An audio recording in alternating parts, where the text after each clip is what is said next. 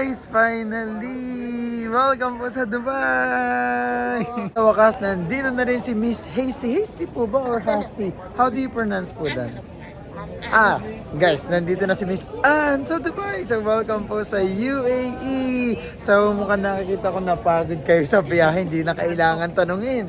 Kasi nga po, anong oras nyo na sa Pilipinas? Alas 12 na dito. So, alas 4 na ng madaling araw. Pero syempre, kamusta po ang biyahe nyo? Okay lang.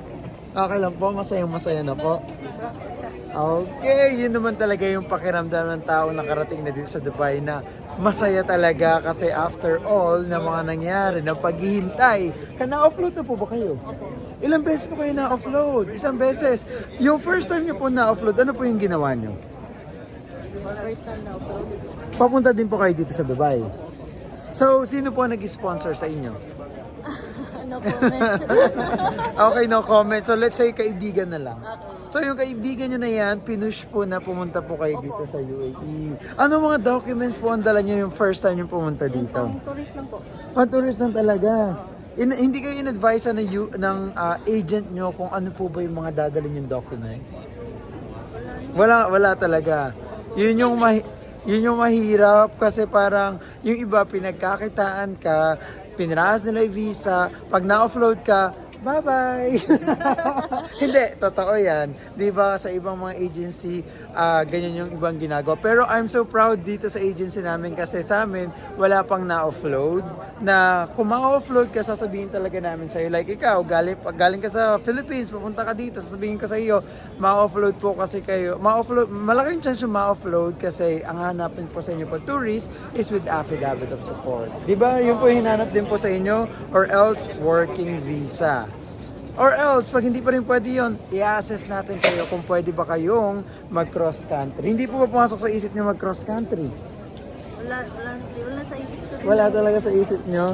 So yun, ina-assess namin yung mga ways para pumunta dito. So katulad ni Miss Hasty, katulad ni Miss Ann, so pag na-offload na, iba kasi nagtatry pa po talaga na pumunta as a tourist, magko-cross country. So, ma-offload po kayo pag ginawa niyo yun. Pero this time, share na share tayo and welcome to Dubai! Yes! Happy na po. So, syempre, sa immigration dun sa Pinas, ano ang mga hinanap sa inyong dokumento? Tinignan lang po yung mga requirements ko din. Yung upload ko po In-erase na, no? Sinabi po talaga sa inyo na i-erase nila yung Opo, upload opo. record. Paano po yung pagkakasabi? Sabi niya po, pumunta sa second immigration para may pilapan po din para mawala yung upload.